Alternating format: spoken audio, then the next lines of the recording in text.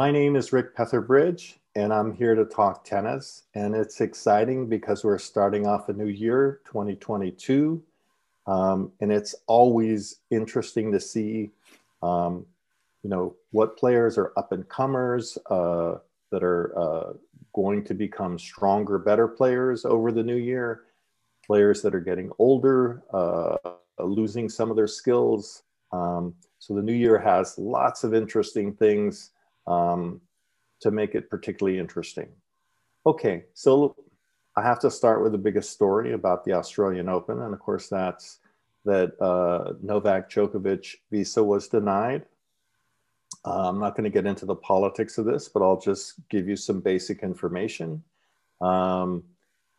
He applied for a visa. He's not vaccinated.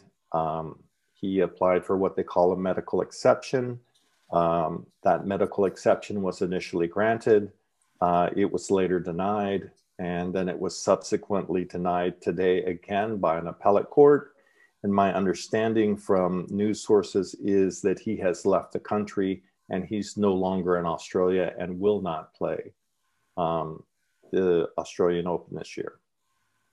Now, the reason this is such a big story and the reason this is so important in terms of tennis, and I'm just going to address the tennis part, is look, Novak Djokovic has dominated the Australian Open. He's won the last three. He's won 8 out of the last 11. The only player that's ever dominated a tournament more than Djokovic has dominated the Australian would be, of course, Nadal at the French.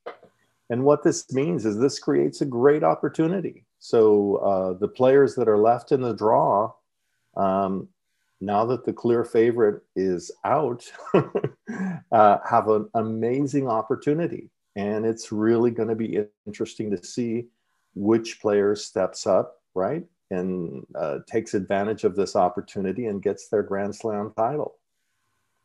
So let's take a look at the men's draw, look at the field. I'm going to start off with a group that I call favorites. And these are the 3 players that, in my opinion, have the best chance of winning the Australian Open. So my number 1 pick is Medvedev. So let's take a look at him. So first of all, he's the 2nd ranked player in the world. He also just won the US Open at the end of last year, which was the last Grand Slam.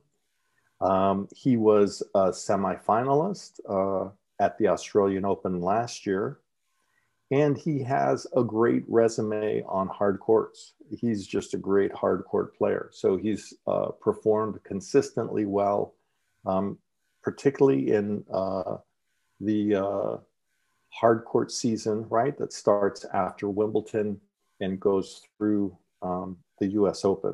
So he's won a lot of those events.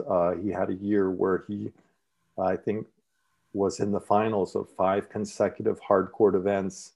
He clearly likes that surface, the hard court surface, best. It favors his game. And in my opinion, he's the clear favorite. And it would be his opportunity to win his 2nd Grand Slam. Of course, he won the US Open last year. So let's take a look at the other players that are favorites, in my opinion. Number 2 would be Zaverev. Now, Zaverev is ranked 3 in the world. He also has a pretty impressive resume, right? He played very well at the US Open last year. He lost a really close 5-set match to Novak Djokovic in the semifinals. And I think Medvedev owes him a little gratitude, right? He may have worn Novak down a little bit, which certainly helped in that final, which Medvedev went on to win.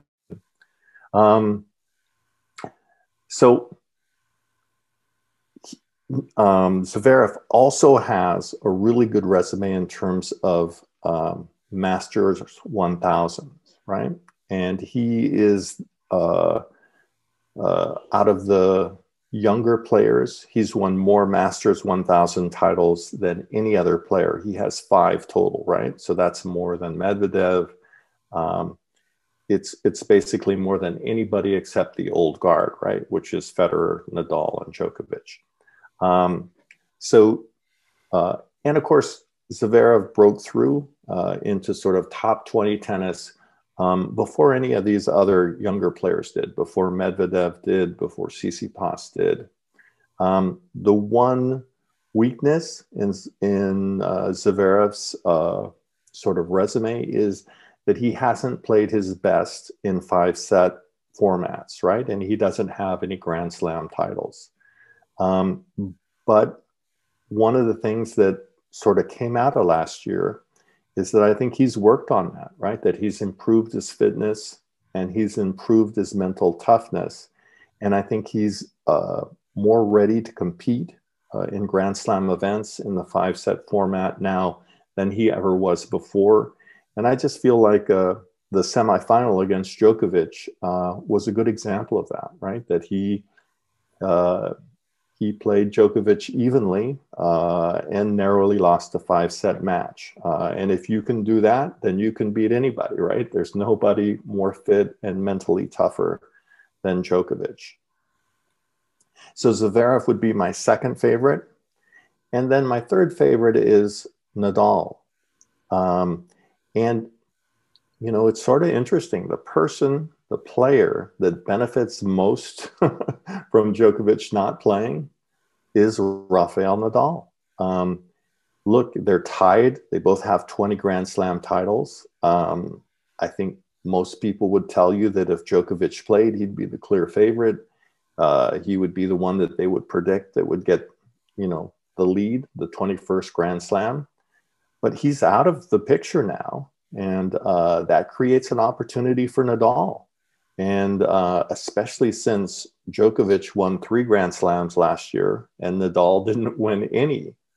What an amazing turnaround it would be if he won the Aussie Open without Djokovic being there and then went on to the French and won that, right? So in terms of who has the most to benefit and has the greatest opportunity, that would be Nadal, and he has played well. He's never won an Australian Open, but he's been a runner-up 4 times. So he's lost a couple times to Djokovic.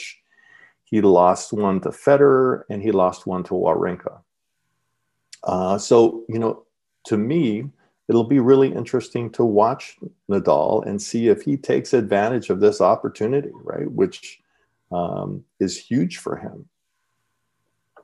Okay, so those are my 3 top favorites.